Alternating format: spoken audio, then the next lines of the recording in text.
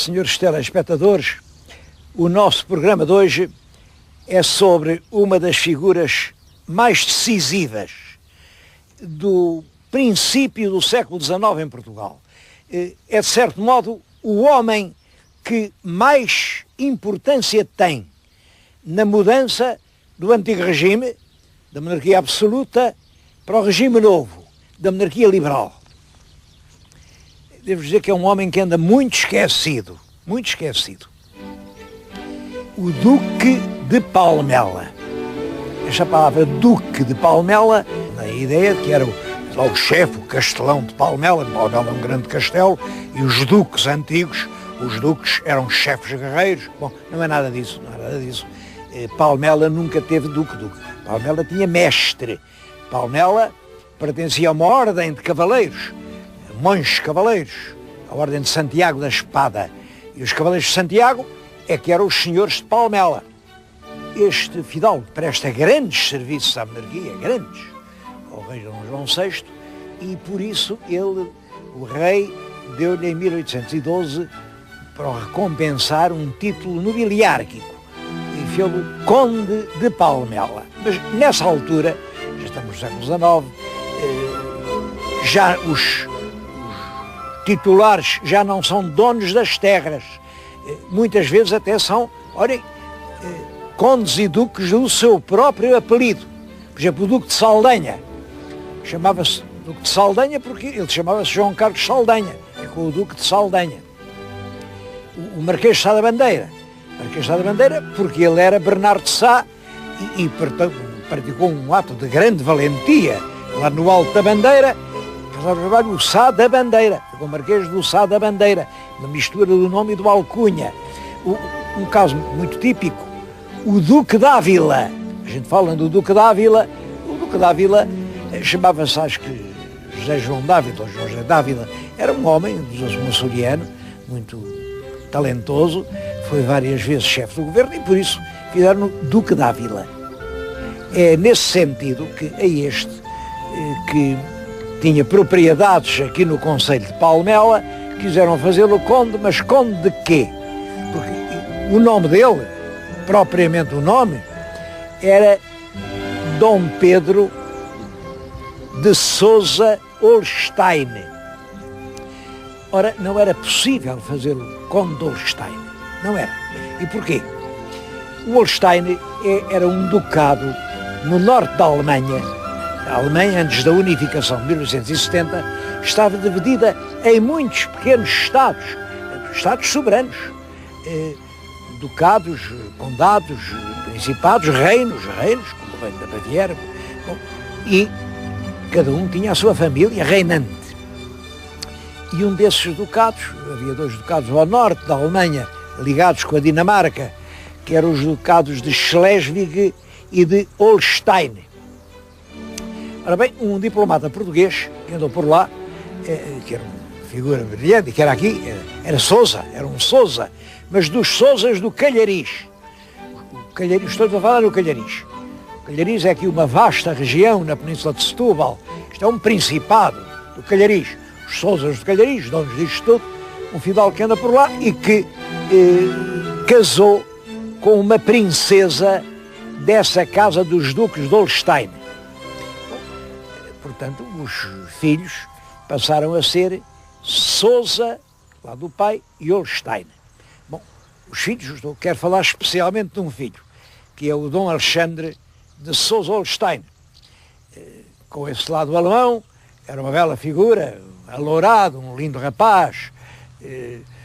Vivia, é claro, o pai veio para Lisboa, e, portanto ele viveu em Lisboa, embora com uma educação estrangeira, e arranjou uma menina de quem gostava muito, e eles namoravam-se, era para casar, quando acontece uma tragédia. Marquês de Pombal também tinha um filho para casar, era o segundo filho do Marquês. Bom, e a tal menina que namorava o Dom Alexandre de Holstein era muito rica. Portanto, o Pombal disse, não, essa menina casa com o meu filho. Devo dizer que a menina tinha 15 anos nessa altura, tinha 15 anos. E também o filho do Marquês também só tinha 14. É um casamento de crianças, são os pais que decidem. O Pombal diz, a menina casa com o meu filho. E a menina diz, não, não caso. Eu quero casar com o Alexandre. Isso é que casa. E vem, mete-se o pai, mete-se a avó, metem-se padres. E à força, levam a rapariga à igreja, está presente o Marquês de Pombal, que é o próprio padrinho, está ali toda a gente, e à força casam a moça com o rapaz. Bom, ela não podia fazer outra coisa, casaram-nos, pronto. Mas aí foram lá para o palácio, mas o que é que ela fez? Mete-se na cama, cose os lençóis com uma linha muito grossa, meteu-se num saco e o marido não lhe tocou. Bom, que diabo. E passam-se os dias, passam-se as semanas, então o que é que se passa? Olhem, passaram-se 3 anos e 4 meses e ela conseguiu resistir ali às instâncias do rapaz. O rapaz tinha 14 anos, mas ao fim, nessa altura já tinha 15, 16, 17, 18, gostava da mulher, a mulher era bonita. Ela fechava-se, bloqueava-se e não foi possível. E a certa altura isto era uma anedota. Toda a gente sabia na corte que o filho do poderoso Marquês de Pombal não tinha poder nenhum sobre a mulher, nenhum. Bom, então o Pombal foi obrigado a fazer um documento, está na Torre do Tombo, isto está na Torre do Tombo, a contar toda esta história. Até mete lá essa história de cozer os lençóis, conta tudo isso e, portanto, pede ao Papa para anular o matrimónio, visto que eles não tinham chegado a matrimonializar coisa nenhuma. Bom, e o rapaz não podia ficar solteiro, o pai queria casar com outra herdeira e casou depois com uma távora. E, portanto, tinha que pedir que anulassem aquele casamento. Perguntaram ao rapaz, é verdade que o senhor nunca chegou a ser marido dela? É verdade. Perguntaram-lhe a ela e o Papa anulou, mas o Pombal furioso. Isto é já em 1772. Manda meter num convento em Évora, com ferrolhos nas janelas, com proibição de falar, fosse com quem fosse. De manhã levava-lhe a comida, à tarde tirava-lhe a comida, e a rapariga esteve ali 5 anos, desde 72 a 77. Ela aguentou valentemente aqueles 5 anos, até que em 77 morre o rei, morre Dom José, cai o Pombal, a rapariga sai do convento e corre à procura do seu antigo namorado, Alexandre de Holstein. O namorado também tinha esperado por ela, estava à espera dela, casaram, e é desse casamento que nasce Dom Pedro de Sousa Holstein.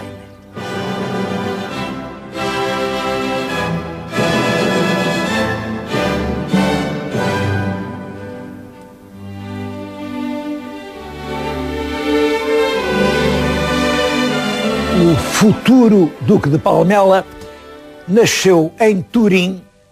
Turim era uma cidade real, no norte da Itália, porque, claro, era filho de embaixadores, e os embaixadores, como sabem, andam onde os colocam, numa terra, numa corte, noutra corte, enfim, e ele, portanto, nasce em Turim, acompanhou os pais, depois os pais puseram-na a estudar num colégio muito bom na Suíça, em Genebra, e estudou 6 anos em Genebra, ali aprendeu as línguas, aprendeu o latim, o grego, o inglês, o italiano, o francês, ele falava todas as línguas.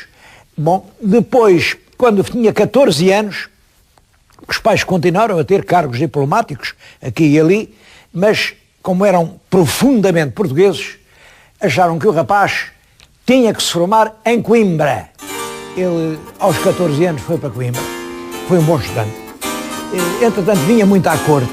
Ele esteve por ali, até que, quando ele tem 21 anos, o pai dele era, nessa altura, embaixador em Roma.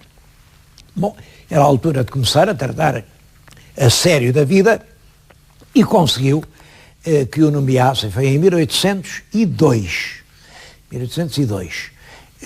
Mandaram-no para Roma como secretário da embaixada do pai. É claro, o embaixador era o pai. Era uma maneira de arrumar o rapaz. Simplesmente aconteceu que o pai já não era muito novo E no fim do ano, no fim desse ano, de 1802, o pai morreu. E isto é curioso.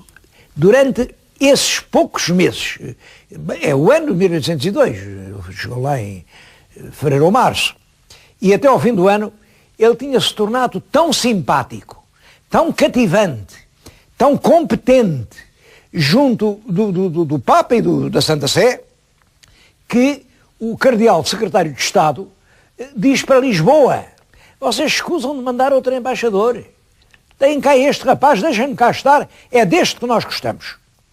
Bom, simplesmente, ele tinha 21 anos, como é que se pode ser embaixador com 21 anos? É claro que pode, eu digo, acho que pode. Lá os senhores do corpo diplomático é que acham que não pode, lá só eles é que podem, claro, eles são muito ciosos. E, portanto, não deixaram nomeá-lo embaixador, mas ele ficou provisoriamente na situação de encarregado de negócios. É uma coisa que ainda hoje existe. Quando lá não está o embaixador, mas fica um diplomata com toda a responsabilidade da embaixada, chama-se encarregado de negócios. Bom, ele ficou ali até 1805. Portanto, desde os 21 aos 24 anos. O jovem Dom Pedro é quem representa Portugal na corte dos papas. Isto já depois de ter estudado muitos anos em Genebra, depois de ter atravessado toda a Europa, depois de ter andado na Universidade de Coimbra, é realmente já um verdadeiro europeu, um homem muito civilizado. Quando deixa de ser encarregado de negócios, volta a Portugal, vem, sobe a Itália e encontra uma senhora de grande prestígio. Era uma das mulheres mais famosas da Europa, a famosa Madame de Staël. Madame de Staël era filha do Necker. O Necker, o último grande ministro do rei Luís XVI.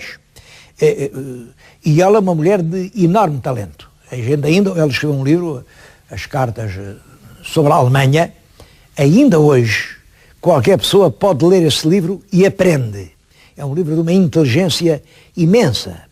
Bom, Madame de Staël, ele passou lá pelo palácio dela, um palácio à beira de um lago, na Suíça, era um paraíso aquilo, e ela disse-lhe: "Oh, Dom Pedro, fica aí." E ele ficou lá 2 meses.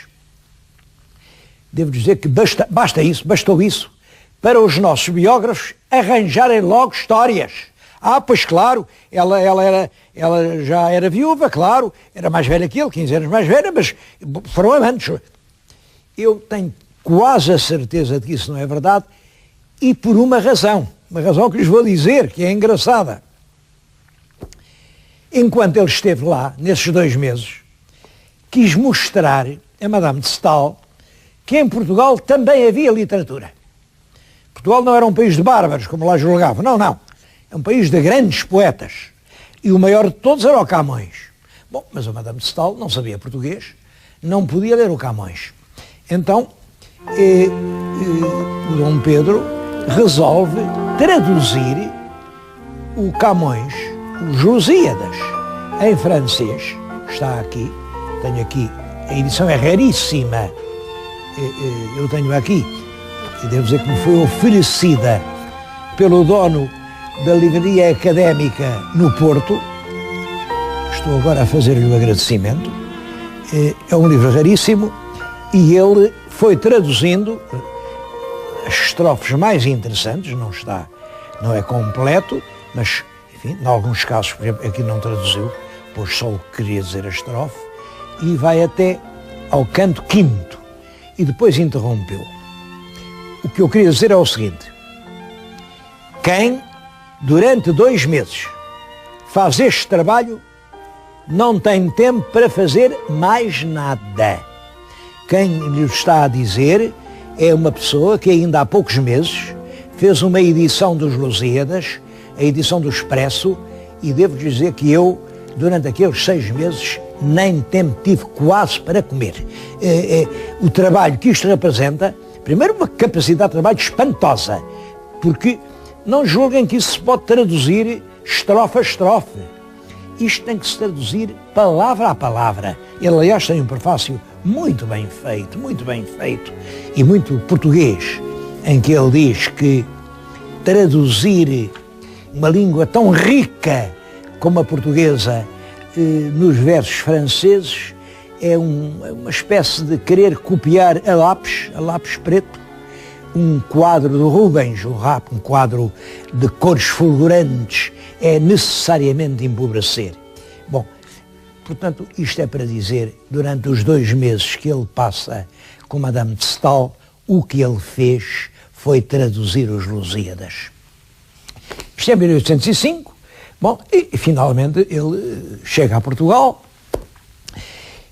numa altura muito má, numa altura em que Napoleão ameaça Portugal, ou Portugal entra na órbita da França, corta as relações com a Inglaterra, manda prender os ingleses todos, fecha os portos aos navios ingleses e alinha como um súbito da poderosa França, ou Napoleão faz a guerra. Bom, nós fizemos o que pudemos, tentamos enganar, tentamos iludir, tentamos ganhar tempo, mas é claro, Napoleão fartou-se e Portugal foi invadido. Aí o Dom Pedro I não aceita fugir com a corte, ele era um membro importante da corte, porque era dos Sousas do Calhariz, dos grandes fidalgos portugueses, não aceita, fugir, não vai para o Brasil e fica em Lisboa. Mas em Lisboa, os militares vão se oferecer ao Junot e entram na região estrangeira. Ele não aceita oferecer-se ao Junot. Ele está em Portugal, retira-se à vida privada, não se ouve falar nele, está ali, tratando as suas coisas, e quando finalmente desembarcam os ingleses, Wellesley desembarca na Figueira da Foz para expulsar a invasão francesa, aí sim, ele veste a sua farda de militar, porque ele era militar, e apresenta-se ao Marshal Wellesley e diz: eu quero lutar pela salvação do meu país. E entra então na vida militar.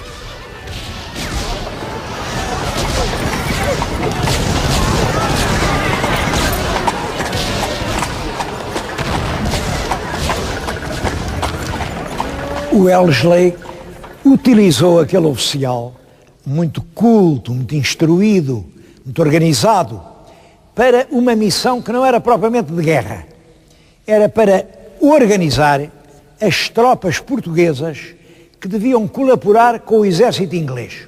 Bom, e em 1808, 1809, 1810, é isso que Dom Pedro faz. Organizar um exército português que também possa bater-se ao lado das tropas inglesas.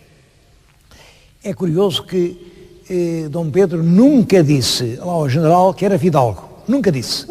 Era major, o Major Sousa, que era, nessa altura, uma das principais famílias portuguesas, porque imaginem, os Sousas diziam que vinham desde a Batalha de Ourique. Já na Batalha de Ourique, o Sousão, o primeiro Sousa, um Sousa valentíssimo, ele sozinho na batalha, foi-se um rei mouro e matou, e depois outro e matou, depois outro e matou, depois matou 4 reis.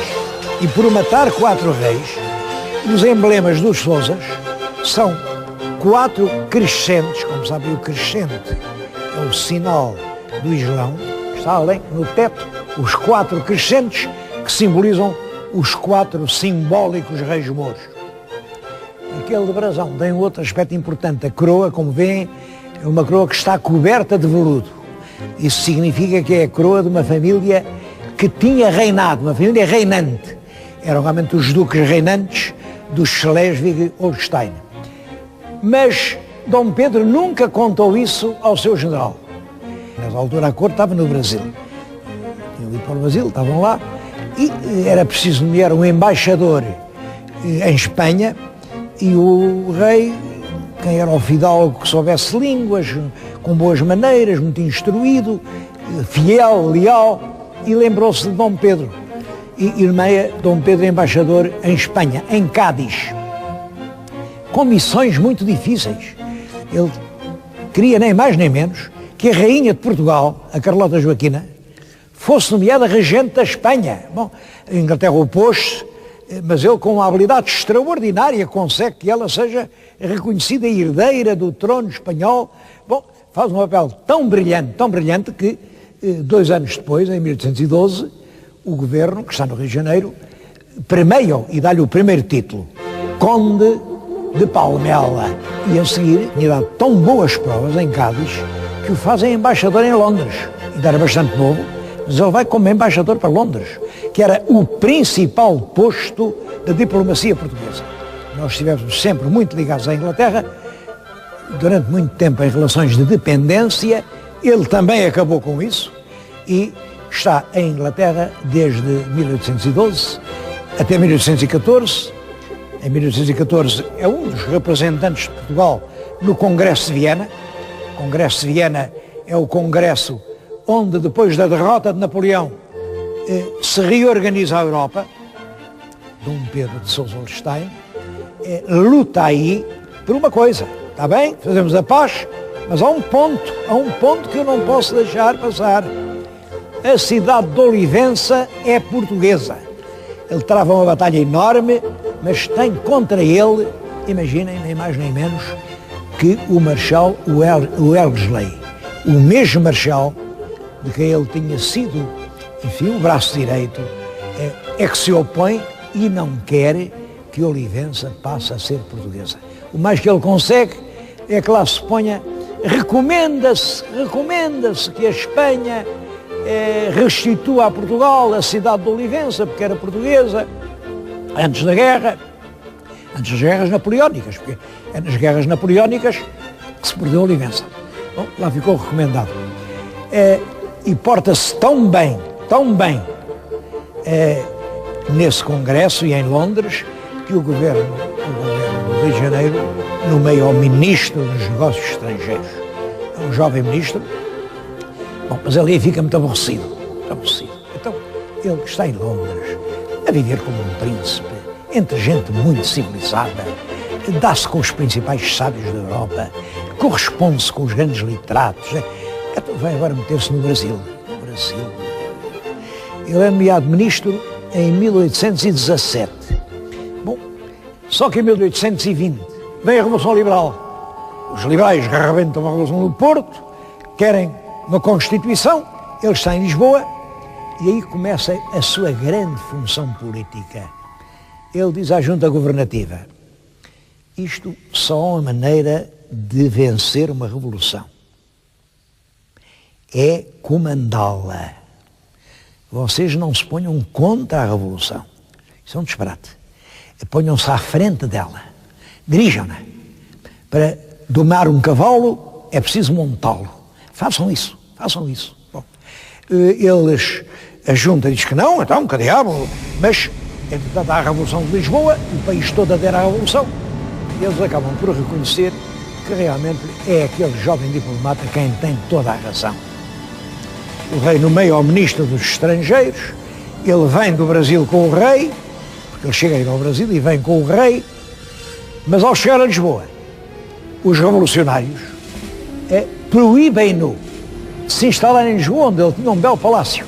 A Junta disse: o senhor não pode vir a Lisboa, tem que ir para 20 léguas desta corte. Bom, ele tem que escolher o lugar e vai viver para Borba. E esteve 3 anos em Borba, desocupado. É muito curioso que eu acho que nesses 3 anos aquele não tinha nada para fazer. Nada. Ele bem podia ter acabado a tradução dos Lusíadas, mas não acabou. O que mostra que ele só fazia aquela tradução para mostrar à Madame de Staël. Não era para mais nada. Bom, desde que foi para Borba, em Borba não tinha ninguém a quem mostrar a tradução, não continua a tradução e está lá. É claro, ele depois mete-se na Vila Francada, não há dúvida. É ele quem volta a dar ao rei o mesmo conselho. A Vila Francada é uma revolta. O rei o que tem a fazer é pôr-se à frente da revolta. E o rei, não sei, assim fez. Foi a Vila Franca e disse: pronto, também estou revoltado. É claro, e uma revolta comandada pelo rei contra quem se fez, deixa de ser revolta. É esse o papel do Duque de Palmela até ao fim da sua vida. está sempre a dar o conselho da prudência. Ele bem sabe que os países têm uma evolução política no sentido de uma liberdade cada vez maior.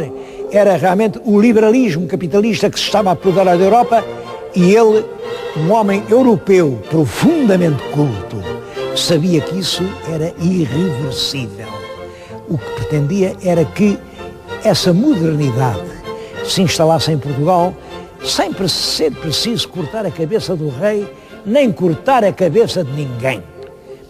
O Duque de Palmela, porque ele mais tarde, depois destes serviços, é feito Marquês de Palmela, e depois mais tarde é feito já Duque, são promoções políticas, e tem sempre a mesma atitude.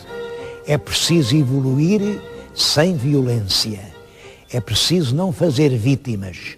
As revoluções só triunfam quando têm as suas raízes na paz. E por tudo isso, eu penso que o Duque de Palmela é um dos homens a quem a liberdade em Portugal deve mais nobres serviços.